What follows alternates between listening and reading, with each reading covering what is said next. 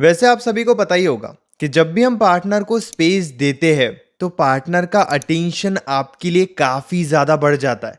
लेकिन कई सिचुएशन में ऐसा भी होता है कि जब भी हम पार्टनर को स्पेस देते हैं उस स्पेस की वजह से पार्टनर इतना ज़्यादा स्ट्रांग बन जाता है कि आपसे ब्रेकअप तक कर लेता है। आपको किस सिचुएशन में पार्टनर को स्पेस देना चाहिए और किस तरीके से एक सही तरीका है स्पेस देने का, ताकि उस स्पेस की वजह से पार्टनर की अटैचमेंट भी आपके लिए बढ़े। मैं जानता हूँ कि ये सब सुन के आपके मन में बहुत सवाल आ रहे होंगे, लेकिन आप इस वीडियो की एक एक बात को समझने की कोशिश करना। आपके मन में जितने भी सवाल चल रहे हैं स्पेस से रिलेटेड, अटैचमेंट से रिलेटेड, ब्रेकअप से रिलेटेड, वो सब दूर हो जाएंगे। नमस्कार दोस्तों, मैं हूं श्रावण और आप देख रहे हो श्रावण की बातें। सबसे पहले हम 5 तरीके की सिचुएशन को समझने की कोशिश करते हैं। सबसे पहली सिचुएशन कि आपके और उनके बीच में सब सही चल रहा है, उनकी अटैचमेंट और ज़्यादा बढ़े, उनका प्यार और ज़्यादा बढ़े, इसीलिए आप उन्हें स्पेस देने के बारे में सोच रहे हो। या फिर दूसरी सिचुएशन कि आपके और उनके बीच में इतनी ज़्यादा फाइट्स हो रही है, इतनी ज़्यादा मिसअंडरस्टैंडिंग है, इतनी ज़्यादा प्रॉब्लम्स है कि आप समझा समझा कर थक चुके हो, इसीलिए आप स्पेस देने के बारे में सोच रहे हो।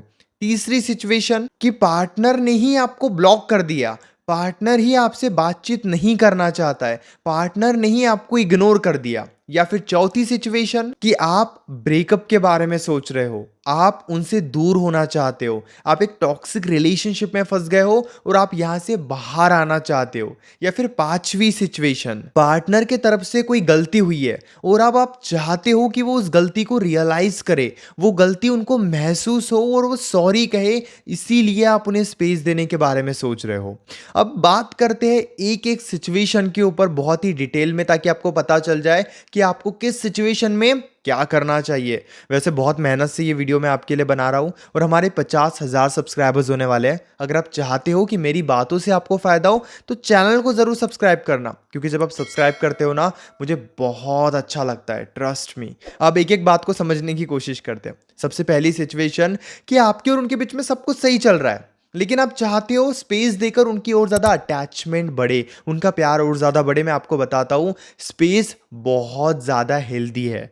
आप पार्टनर से कितनी बातें करते हो इससे भी ज़्यादा ज़रूरी है कि सही तरीके से अगर आप उन्हें स्पेस दे रहे हो तो आपके बीच में एक हेल्दी रिलेशनशिप हमेशा बना रहेगा। आप बहुत ज़्यादा उनके कांटेक्ट में मत रहो, थोड़ा स्पेस ले सकते हो। जैसे अगर आपकी मॉर्निंग में बहुत अच्छे से बात हो गई और अगर दिन भर बात नहीं भी होती है, तो अगर आप शाम को बात करते हो, दिन भर का स्पेस भी लेते हो, तो फिर भी चलेगा। या फिर आपके 3-4 दिनों तक लगातार बहुत ज़्यादा बातें हुई और बीच में 1-2 दिनों का स्पेस अगर आ रहा है, आप बिल्कुल स्पेस ले सकते हो, क्योंकि इस तरीके के स्पेस से आपका रिलेशनशिप कभी बोर नहीं होता है, बल्कि आपका रिलेशनशिप हमेशा हेल्दी रहता है। लेकिन प्रॉब्लम क्या होती है, जब हम बहुत ज़्यादा बातें करते हैं और बिना स्पेस के महीनों तक कांटेक्ट में रहते हैं, 1 महीना हो गया, 2 महीने हो गए, हम हर दिन कांटेक्ट में हैं, तो एक टाइम ऐसे आ जाता है जहाँ पे रिलेशनशिप काफ़ी ज़्यादा बोरिंग हो जाता है। कभी कभी आपको खुद से स्पेस लेना चाहिए कि यार अभी मैं बहुत ज़्यादा बिजी हूँ, हम बाद में बात करते हैं, फिर कल बात करते हैं। बीच बीच में ये स्पेस देना आपको बहुत फ़ायदा पहुंचाएगा।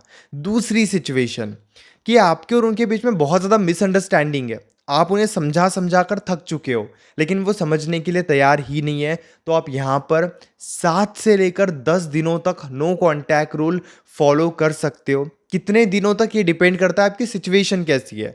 जैसे मान लीजिए आपके और उनके बीच में फाइट हो रही है, छोटी छोटी बातों पर फाइट हो जाती है, ब्रेकअप तक बात पहुंच रही है, वो दूर होना चाहते हैं, थोड़ा भी अगर आप कुछ बोल दो तो उन्हें बुरा लग जाता है, या फिर आप छोटी छोटी बातों पर और ज़्यादा रिएक्ट कर रहे हो, आपकी अटैचमेंट बहुत ज़्यादा बढ़ गई है, तो आप 6 से 7 दिनों तक उनसे दूर रह सकते हो, अपने साइड से डिस्टेंस बना सकते हो। अगर उनका आगे से कुछ आता है तो आप बिल्कुल कम शब्दों में उनसे बातचीत कर सकते हो। अब इससे क्या होता है ना, मैं आपको बताता हूँ, जब आपके बीच में बहुत ज़्यादा मिसअंडरस्टैंडिंग है और बहुत ज़्यादा फाइट्स हो रही है, तो आप जितना कांटेक्ट में रहोगे चांसेस उतने ही ज़्यादा हाई है कि सिचुएशन और ज़्यादा खराब होगी।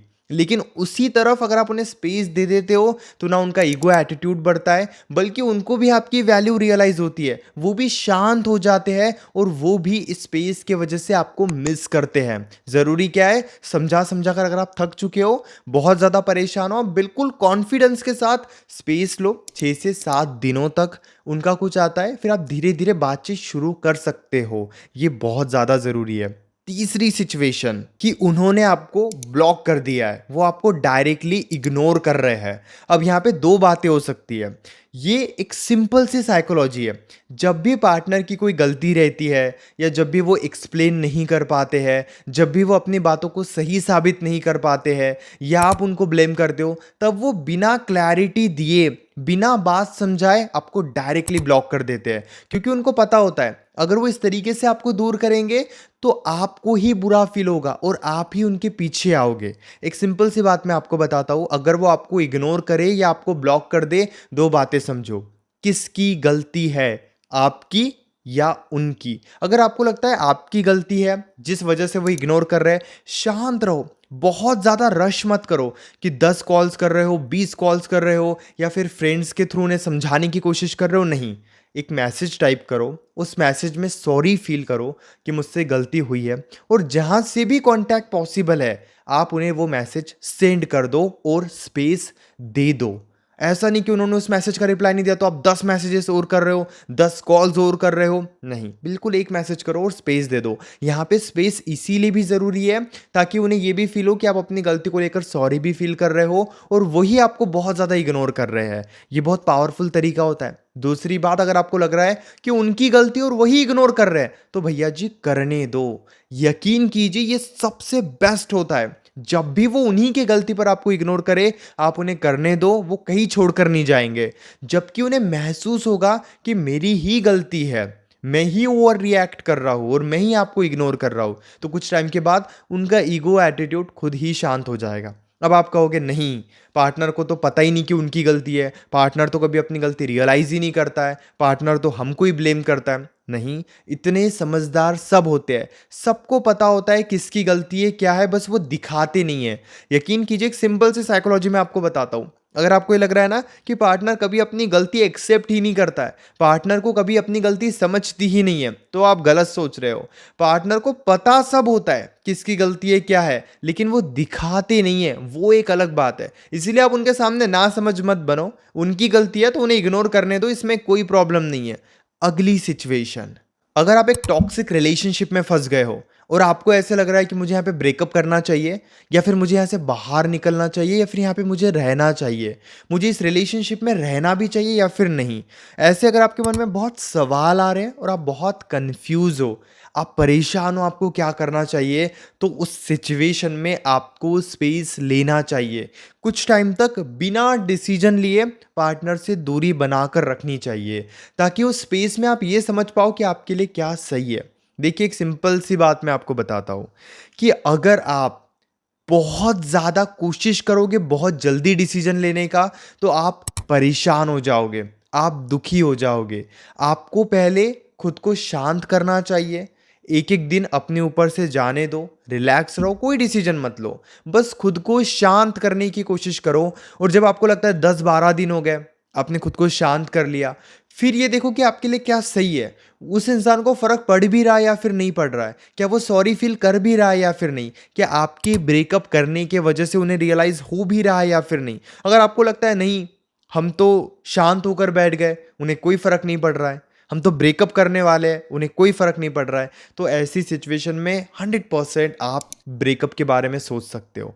आप ये समझ सकते हो कि रिश्ता आपके लिए सही नहीं है, आप आगे बढ़ सकते हो। जहां पर भी आप कंफ्यूज हो रिलेशनशिप में, स्पेस लो ताकि आपका मन शांत हो और आप खुद के लिए एक बेहतरीन फैसला ले सको।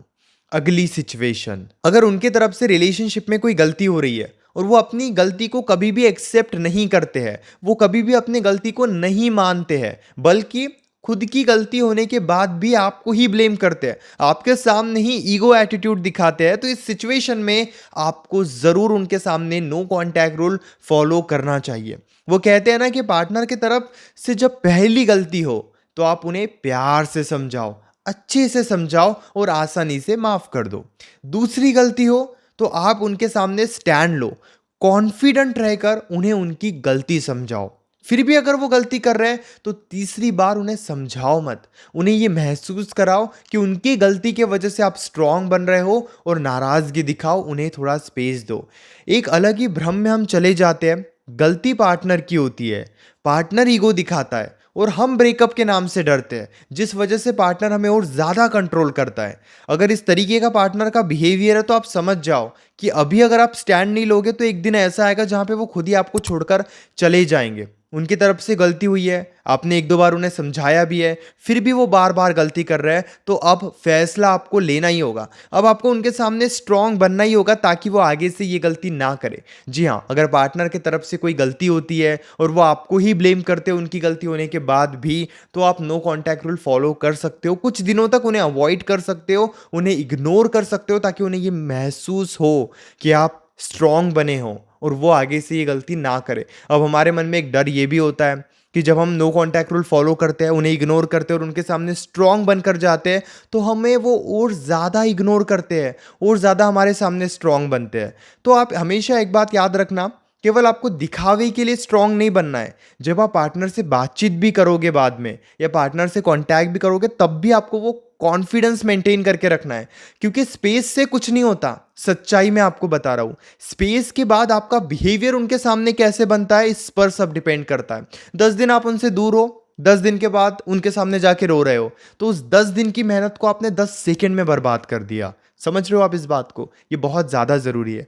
मन में अभी भी कोई डाउट है तो डायरेक्टली आप कॉल पे मुझसे बात कर सकते हो। यकीन कीजिए, मैं आपकी हर एक प्रॉब्लम को ध्यान से समझता हूँ, बहुत ही अच्छे से अंडरस्टैंड करता हूँ और फिर आपको बताता हूँ कि इस सिचुएशन में आपको क्या करना चाहिए। तो रिलेशनशिप से रिलेटेड अगर प्रॉब्लम है तो डायरेक्टली व्हाट्सएप पर मैसेज कीजिए 8010023897 इस नंबर पर। और हाँ, आपकी पूरी प्राइवेसी का ध्यान रखा जाएगा। आप जो भी बातें बताओगे वो कंप्लीटली प्राइवेट और सेफ और हम दोनों के बीच में ही रहेगी।